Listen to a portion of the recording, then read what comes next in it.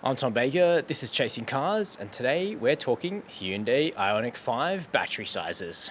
Now, if that topic doesn't strike you as the most scintillating, that's fine. This video might not be for you, but for fans of EVs, battery sizes are absolutely critical.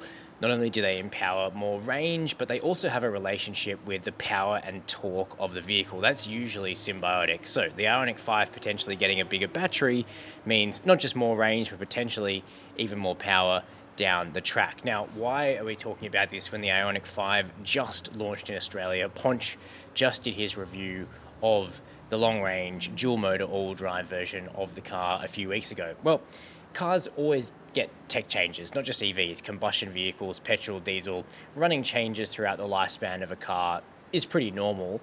That being said, it's quite early to be talking about a battery upgrade for the Ioniq 5. So where does this come from? Well, essentially, an internal Hyundai conference is mooted to have included an upgrade to the amount of battery cells used in the Ioniq 5. So the e-GMP platform, which is the dedicated electric vehicle architecture that underpins the Hyundai Ioniq 5, also the new Kia EV6, which hasn't launched in Australia yet, and the Genesis GV60, e-GMP has 32 bays for essentially 2.4 kilowatt hour battery packs, modules if you like. And for whatever reason, when the Ioniq 5 long range launched, only 30 out of those 32 modules were actually used. Now, that isn't the case for the Kia EV6. All 32 of them were occupied. That vehicle has a 77.4 kilowatt hour usable battery as a result, but the Ioniq 5 only got a 72.6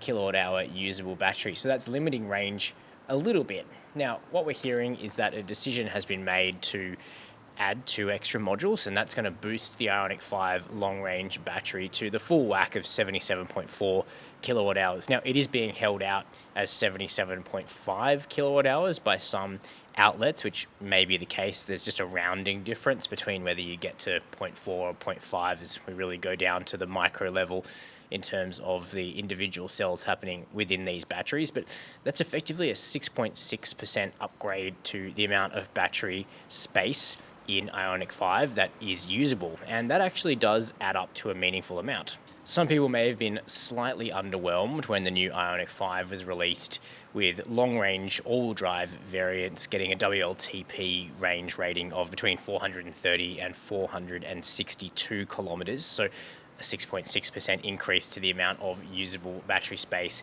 sees those numbers increase to 458 to 492 kilometers of range. So we're almost breaching that 500 kilometer mark, the golden 500 Ks for the all-drive. However, the Ioniq 5 long range also comes in rear drive. In fact, those are the 2 variants that you can buy here in Australia.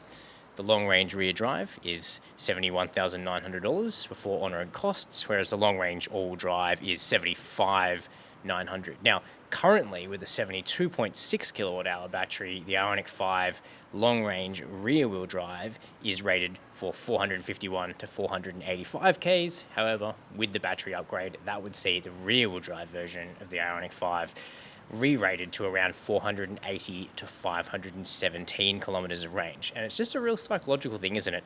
Tipping over that 500 Ks, suddenly you just have that extra breathing space. Personally, I sort of subscribe to the view that like 400 Ks of range is plenty, but I totally get why you'd want to see that number starting with a 5. And this running change to the Ioniq 5, which we may see in Australia for 2023, I reckon, would probably satisfy that psychological desire. That isn't the only thing that's on the horizon for the Ioniq 5, because we're also hearing that Hyundai Australia is planning to introduce a lower cost version of the Ioniq 5. Essentially, for the launch of the car, Hyundai Australia was only allocated 400 units, and they decided to really make the best of that. So the 400 Ioniq 5s, the first 400 coming to Australia, are all pretty fully loaded cars. You can choose rear-wheel drive with 160 kilowatts of power, or all-wheel drive with 225 kilowatts of power, but what's missing is the global standard range version of the car.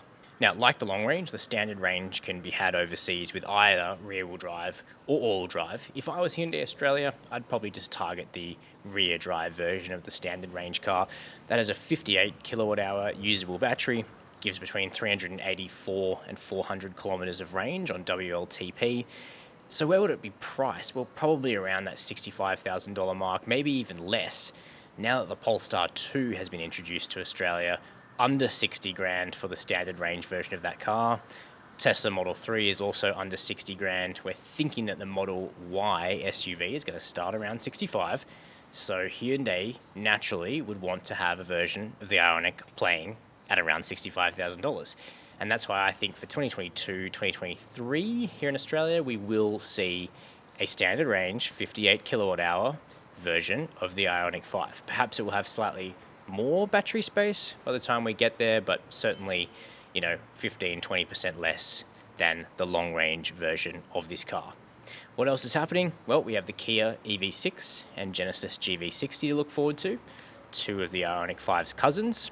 I guess it all kind of creates a bit of a question mark over the head of the Kona Electric though, doesn't it? Because at present, the Kona Electric tops out at 64 grand for a Highlander. Now, in our EV challenge here at Chasing Cars, we found the Kona Electric has incredibly reliable WLTP range ratings, and at the moment it's rated for over 480 Ks. So while it doesn't have the sex appeal of the Ioniq 5, it has range where it counts, and it's also a fair bit cheaper. Will that car continue in Australia? Will it be repriced under 60 grand as a Highlander? We'll have to wait and see. Anyway, that's what's happening with the Ioniq 5. Likely to get slightly more battery space for 2023 here in Australia with this running change. Nothing's confirmed yet, but it's certainly looking that this will be the case.